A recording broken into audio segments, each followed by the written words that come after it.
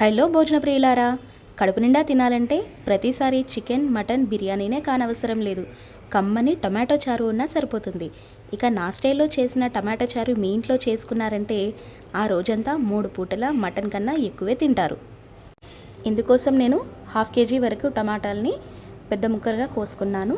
అందులోనే కాస్తంత చింతపండు కూడా వేసుకొని ప్రెషర్ కుక్కర్లో 3 విజిల్స్ వచ్చేంత వరకు పెట్టుకుంటే సరిపోతుంది.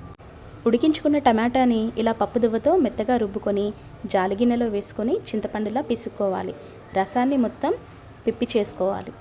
ముందుగా గిన్నెలోకి 2 పావుల ఆయిల్ని వేసుకొని హీట్ చేసుకోవాలి. అందులోకి జీలకర్ర, ఆవాలు, ఎండుమిర్చిని వేసుకొని చితకొట్టిన వెల్లుల్లి రెబ్బల్ని కూడా వేసుకొని ఫ్రై చేసుకోవాలి. ఇక పొడుగ్గా కోసి పెట్టుకున్న ఉల్లిపాయలు, పచ్చిమిర్చి ముక్కల్ని వేసుకొని ఫ్రై అయ్యాక పసుపుని కూడా వేసుకోవాలి. కొత్తిమీర, కరివేపాకును కూడా వేసుకొని అన్నింటినీ బాగా ఫ్రై కానివ్వాలి.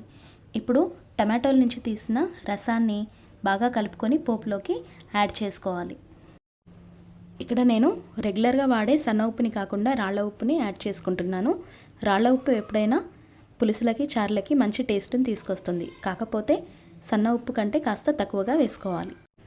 చారు కాస్త పొంగుకి వచ్చాక ధనియాల పొడి 2 టేబుల్ స్పూన్స్, చిల్లీ పౌడర్ వేసుకొని మూత పెట్టి 15 నిమిషాలు మరగనివ్వాలి. అంతే, ఇక నోరూరించే కమ్మని టొమాటో చారు సిద్ధం. ఈ టొమాటో చారు మీ ఇంట్లో చేసుకున్న రోజు పెరుగు, పప్పు, పచ్చడి జోలికి పోకుండా పూర్తిగా టొమాటో చారుతోనే తింటారు. అంత కమ్మగా ఉంటుంది.